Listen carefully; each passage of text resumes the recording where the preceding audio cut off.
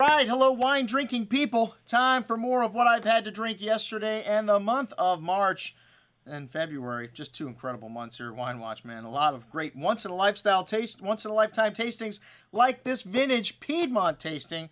Pretty much vintage Barolo, but we did have one Spanna from Vallana back to 1955, man. This wine is from the Navarro hills of Alto Piedmont. Antonio Vallana is a superstar of this region, and this wine stole the show again this evening, man. What a beautiful bouquet, like a potpourri of dried flowers, truffle earthy notes, a good amount of red cherry berry fruit, smooth and silky on the tongue. This wine's got wonderful freshness, still a good amount of red berry fruit as well, a dizzying array of that perfume floral aromas from the nose through the finish. So I got 9 votes for first place and 4 votes for second, making it the wine of the night by far. The 64 Oddero, one of my favorite small family-run wineries here. A little bit of an oxidative quality to the nose, but hey, it's 50 years old, 50-plus years old. That's to be expected.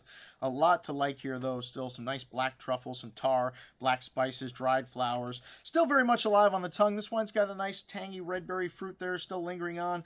An array of dark spices and good length on the finish. Excellent juice at 1964, the old dog. 71, Giacomo Borgogno Barolo Riserva. A bit of a dried meat-like character to this wine. Dark truffle, some dark cherry fruit there. A bit of oxidization shown as well, but fine tannins here. Very silky, nice dark spices and earth on the finish. Excellent juice. 71, a very good vintage. 74, a great vintage. Giuseppe Rinaldi Riserva Brunate. This wine had a lot of dark truffle, black tar, dried flowers to that red cherry fruit, little menthol kind of notes. Good complexity on the nose, smooth as silk on the palate. This wine maybe a little bit past its prime, but still has some nice fruit. Slightly metallic note on the finish. Very good juice.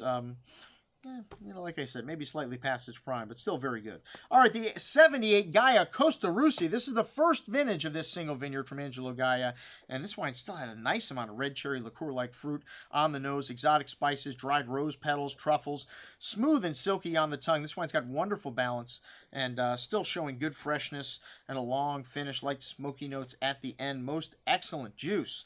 The 82 Borgogno Classic Barolo, and we had the 71 and the 82 of this wine. Dried meats, black tar, truffles, some dark berry fruit here. Lots of structure on the palate, some tannins still present. A little dried meat kind of character lasting through the finish. A big wine that could still be cellared for a few more years, but drinking very nicely. Excellent juice.